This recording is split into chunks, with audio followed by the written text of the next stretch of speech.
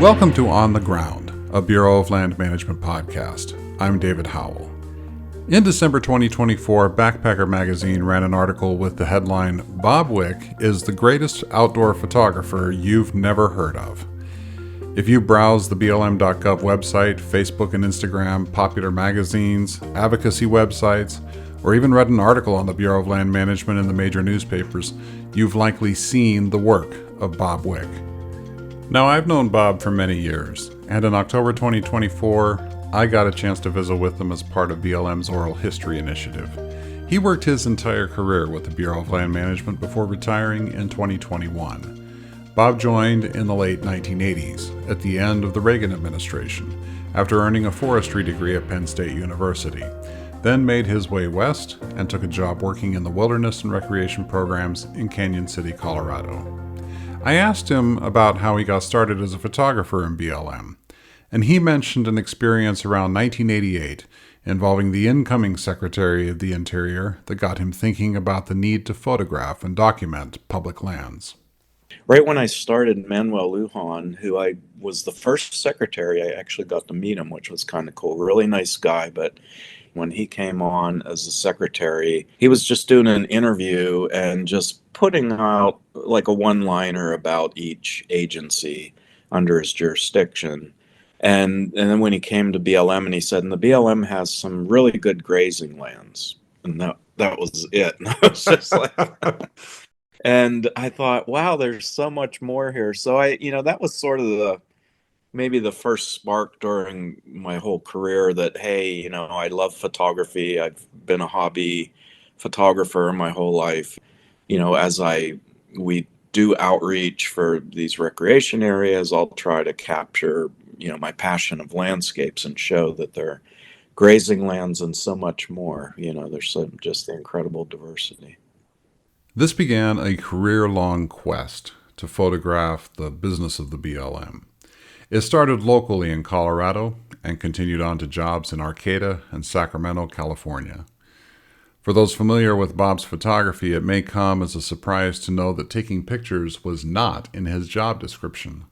He was a planning and environmental coordinator, writing environmental documents that helped local leaders make decisions.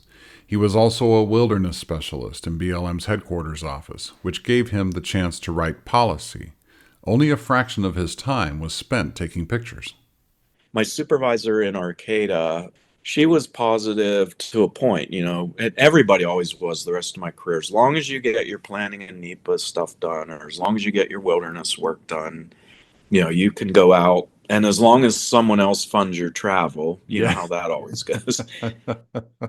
Then when I did move to Sacramento, my boss there was really good.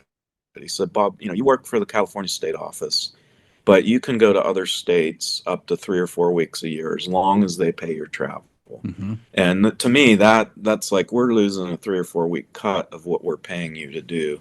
But he just had the vision that, that you were providing a service to the rest of the Bureau in that way. Yeah.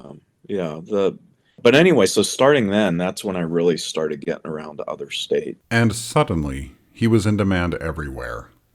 For the most part, he confined his photography to national conservation lands, those areas that had been specially set aside by Congress or the President for conservation.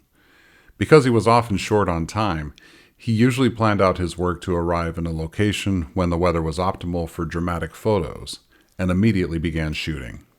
To me, the best aspect of what I do is to get to places where, that it's not a commonly known or commonly photographed spot. It's like I could not do a better job of El Capitan in Yosemite Valley than 1,000 other photographers. What made me unique, I think, is I work to get out to these unknown places and call attention to the beauty of these unknown lands. And one of the aspects of that is knowing your landscape. It's specific to the thing you're photographing. Backlighting is always my favorite. Not the old adage of shoot with the sun over your shoulder makes for some pretty flat, boring landscapes. It's okay in some situations, but having side lighting or shooting into the sun where the vegetation glows because the sun's shining through it is really good. Cloudy days are good for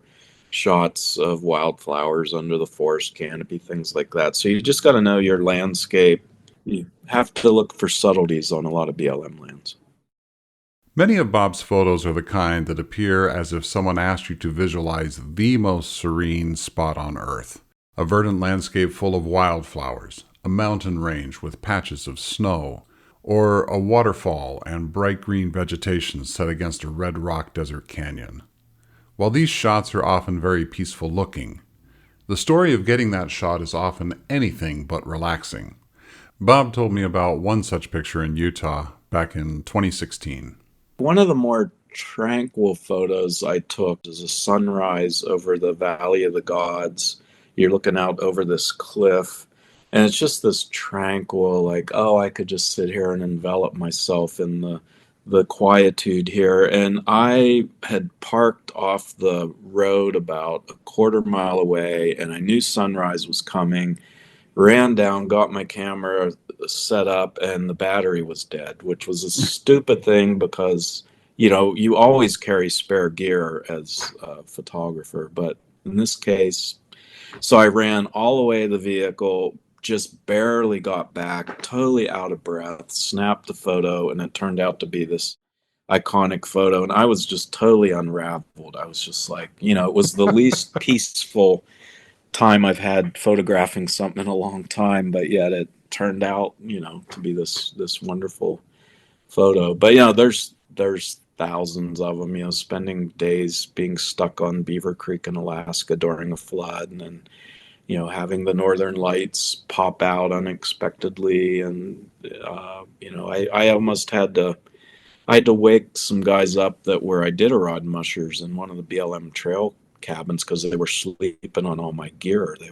I didn't realize they were all used the trail cabins, but I was like, am I going to change the final winter because I'm not letting them get enough sleep? But I need my camera gear.